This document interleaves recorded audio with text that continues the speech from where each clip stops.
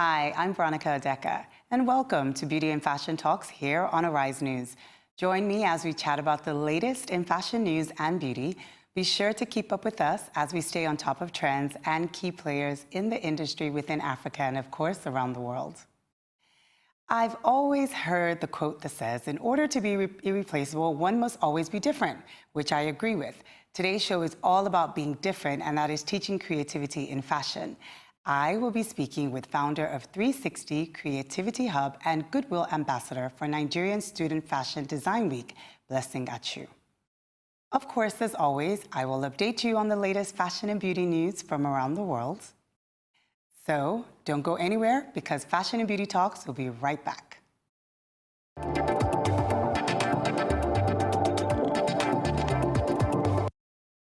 Shiseido Cosmetics sold $1 billion worth of beauty products last year, mostly in traditional stores, and that's really interesting. They said it's a problem. I don't think so. Shiseido's CEO said it is due to the fact that consumers in their teens and 20s often prefer to shop online.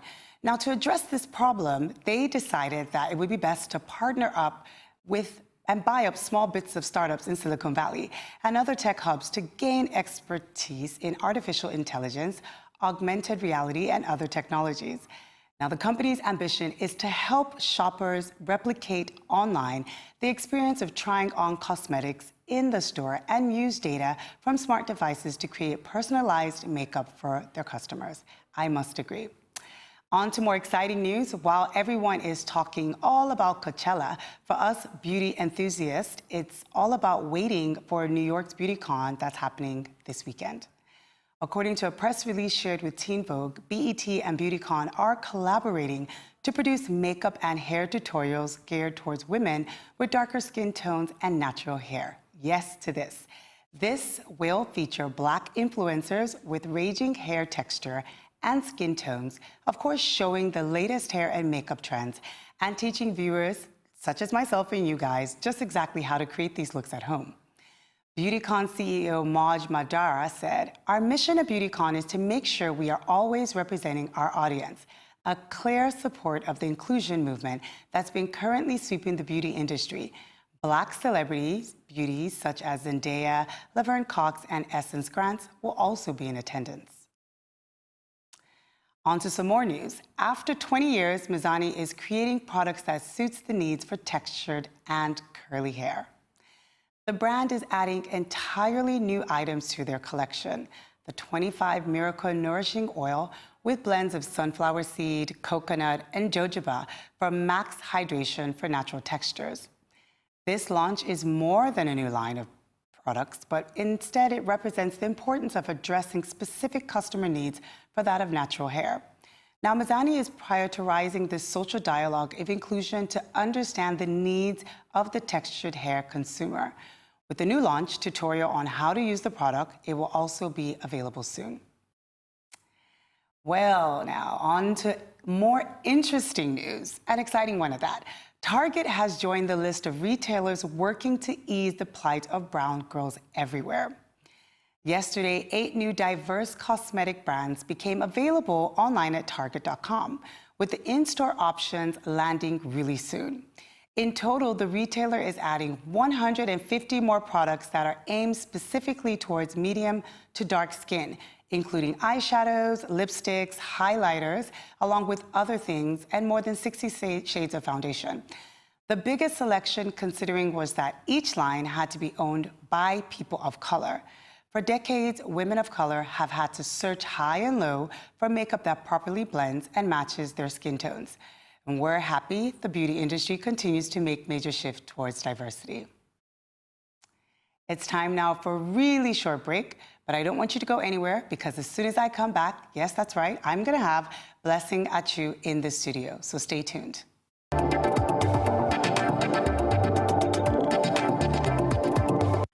Welcome back to Fashion and Beauty Talks on Arise News. I'm Veronica Odeka. Blessing Achu's love for fashion and her understanding of the needs of the fashion industry in Nigeria led her to the creation of 360 Creative Hub, which aims to fuel fashion advancement through technology. 360 Creative Hub is building an ecosystem for creatives in fashion, crafts, and the tech space. Welcome to Fashion and Beauty Talks, Blessing. I'm so excited to have you. Thank you for having me. I've been needing this conversation. Obviously, this conversation is necessary in this industry, particularly at a time like this. You've heard about everything that's happening. Our economy is growing, and we're trying to really push our fashion consumers. We're trying to push the fashion industry forward. So with this being said, the creation of 360 Hub, I want to know how this came about, because I understand that solutions come from problems. Yeah. So tell us about the solution that you've provided. So a lot came into play. I started the concept when I gave a tailor, a designer, my clothes. He didn't get back to me till after 3 months. And each time she would tell me that her tailor did not turn up, her generator spoils and all that. So I was looking at it. I am a tech person. I've been working in the technology space for a long time.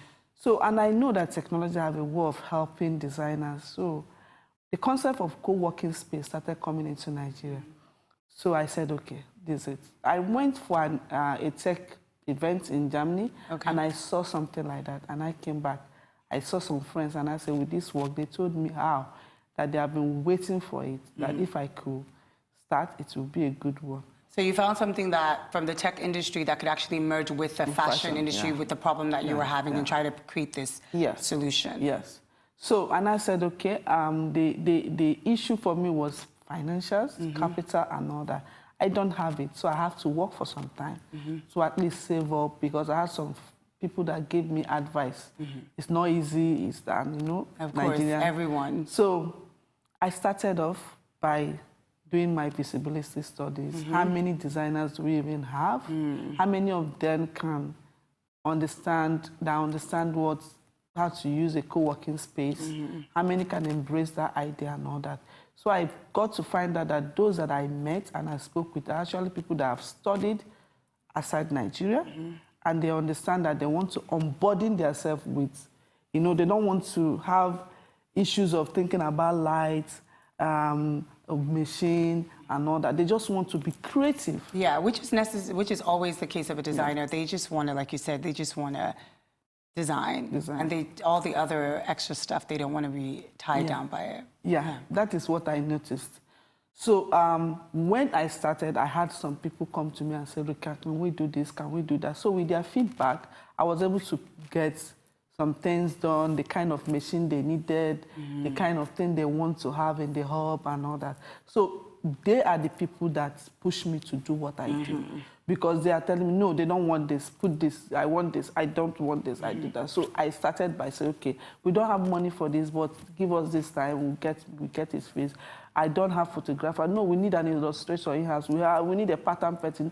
So that is how it come about. So basically your research was very specific. The creation of the 360 Hub was really, really specific to satisfy the needs of the designers.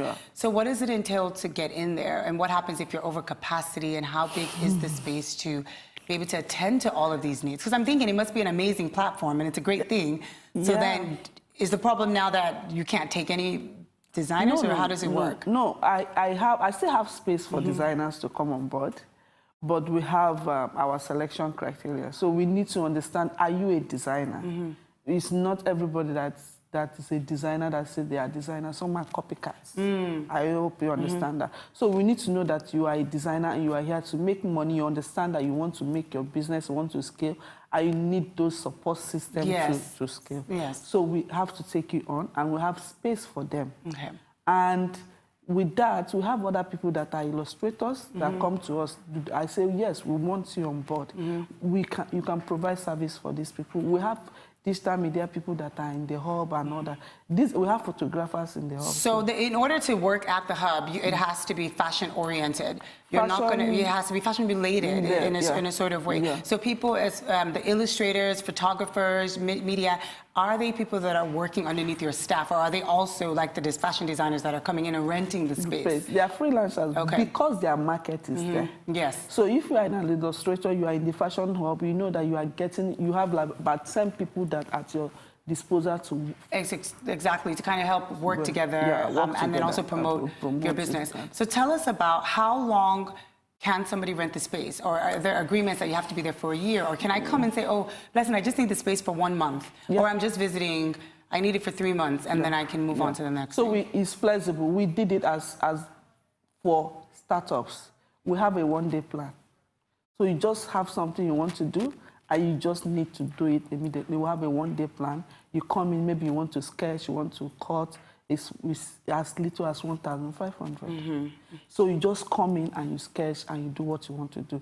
We have a monthly plan, which is way discounted. We have a quarterly plan, more discounted. So- and we have a yearly plan. So basically, if they need something, it's available to It's them. available to them. So how long has it been open, and what do you think that the value is that this hub has added to the fashion industry as a whole in Nigeria? So we started operation in 2006, October.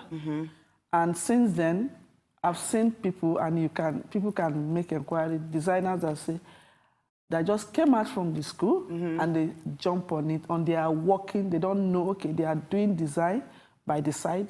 So that leap of faith, will I be able to do it or not? So when they come to the hub and they see, okay, this person is actually That it has been successful for other people. So they just jump on board and they start working. And so then what about the designers that have actually left and no longer use the hub? How successful do you think that this platform has been to even to create another one within this industry? So for those that have left, some of them say, okay, they are bigger now, so the facility that we have can no longer scatter their name. Exactly. So they are successful. I mean, I have a baby, I call her my baby designer, that came in when she was the only one.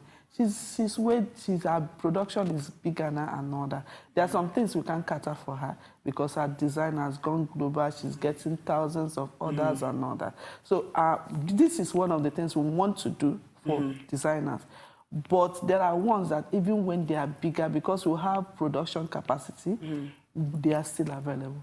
They are no longer in the hall, but they still come down and say, okay, I will need to produce 10 pieces of this, I need to produce 10 pieces of this, 30 pieces of this, because it's good. So I want to ask you this, for the fact that you've actually had this for a period of time, why do you feel that in this country where we have budding fashion designers springing up every other 2 seconds, why do we not have more hubs or more platforms that offer people this kind of help or this outreach in your own take, your own experience? What do you think it is? I think people have not started looking at that direction. Okay. They don't see fashion as maybe a money-making machine or something that can help. So I did one thing the other day. I said, our oil will so dry up. What are the other things, apart from agriculture? Yeah. Fashion is a global business. And if you do well in fashion, you are going to be a multi-millionaire. That is given. Imagine we are 180 million, and your brand is just serving, let's say, 1 million of this brand population. We have something coming into the country every day, and they are clothes. The people selling second-hand brands are making a ton of money. Exactly. So why won't we have this in different states? One of the things I'm trying to do is I'm looking, though I've started talking to investors, I want to have a fashion community, a fashion city. So you think that this is necessary? Obviously, you've created it, and you feel like maybe people need to look inwards more about having these kind of opportunities. Obviously, if the global economy for fashion is leading the way, and like you just said, from the research and things that you know, that secondhand is, so there's a need. So if there's a need for the consumer to want to have the product, then obviously the conversation needs to continue for more of these hubs to become available. I think that that's an amazing conversation, and you know, I'm gonna have to stop right here because we have to go for a short break, but we're gonna go for a really short break, but when we come back, this conversation is gonna continue. Don't go anywhere. I still have Blessing at you in the studio. Stay tuned.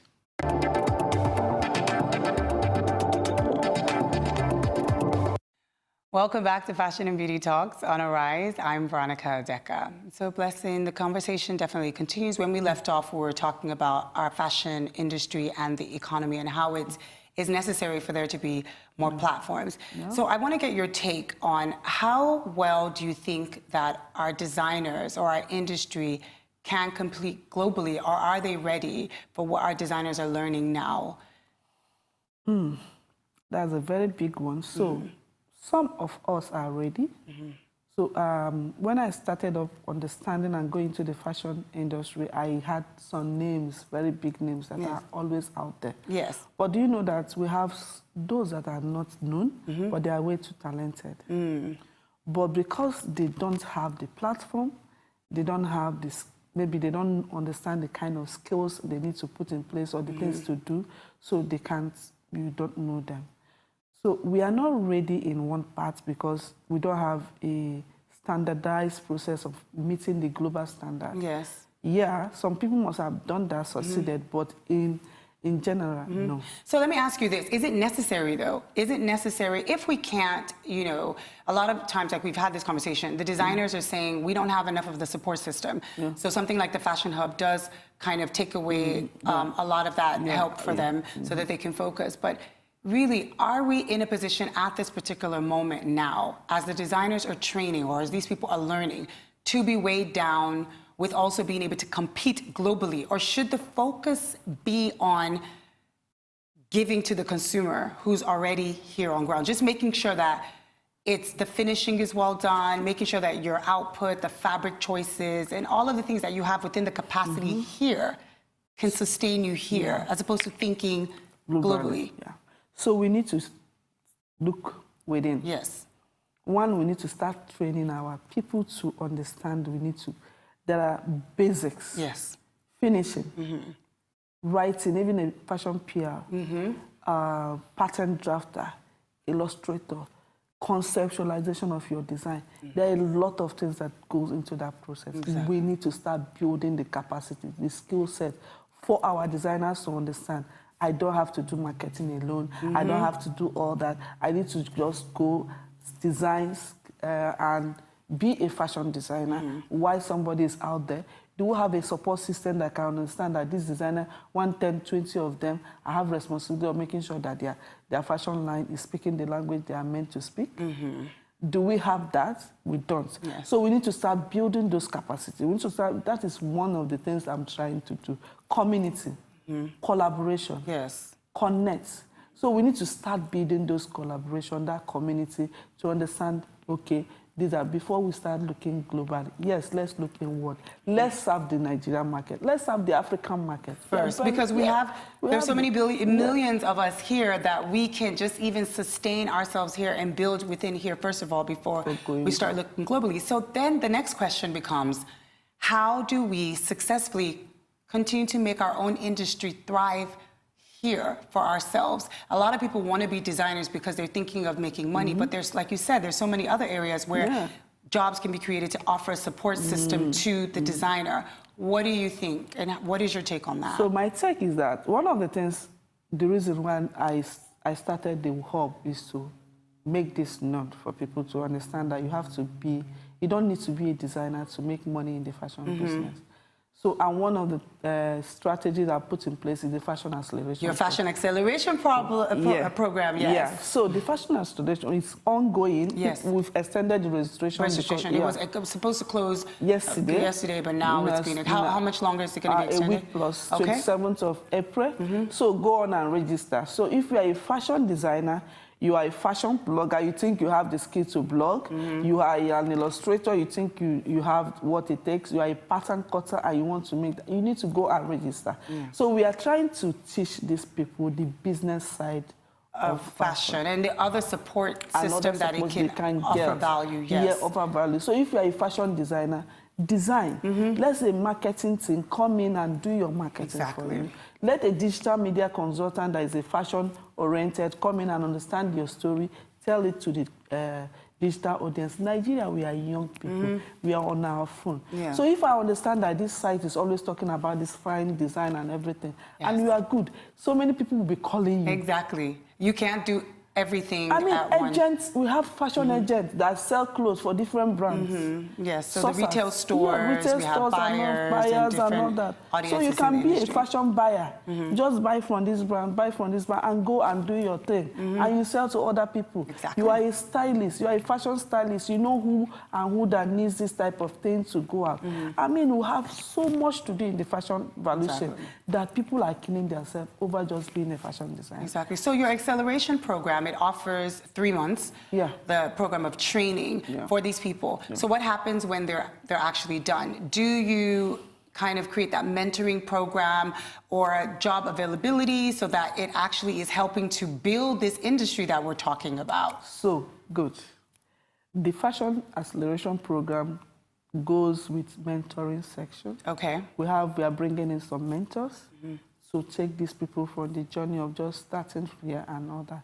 And within these 3 months in that process, we are training you to understand the business. Okay, where can you make money from these skills that you've identified that you had? Yes. So with and helping them to develop the skills that those skills that they need, and even ones that they can help them skill. Exactly. So, and I've partnered with a financial firm, technology cooperative firm, that we are putting these people in the cooperative and we are packaging them to have access to loans.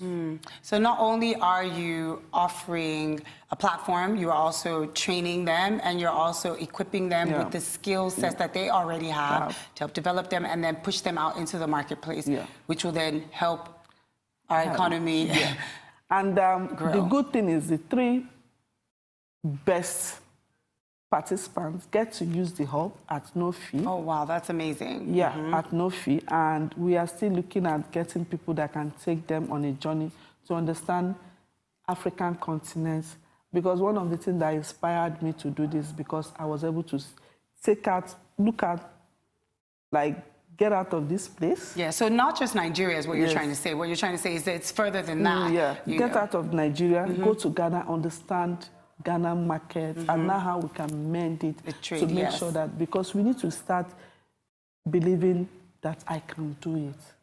So we need to start changing our mindset. I love it. Yeah. I love it. Thank you so very much, Blessing. So people that want to be involved or they want to find out what's going on, you do have a website. Quickly share with our viewers at home. What is the website? www.360creativehub.com. So on the website, you guys can get all the information on the acceleration program, what Blessing is doing, and also you can also ask her questions and she can definitely try to guide you in the right way. That was really interesting. I'm sure we're going to have you back on the show at a later time sometime, and you can tell us what new is going on with you and how you are doing your part in the fashion industry. Thank you for joining us. Well, all my viewers at home, that's all from Fashion and Beauty Talks today. Thank you so very much for watching. Until next time, goodbye for now.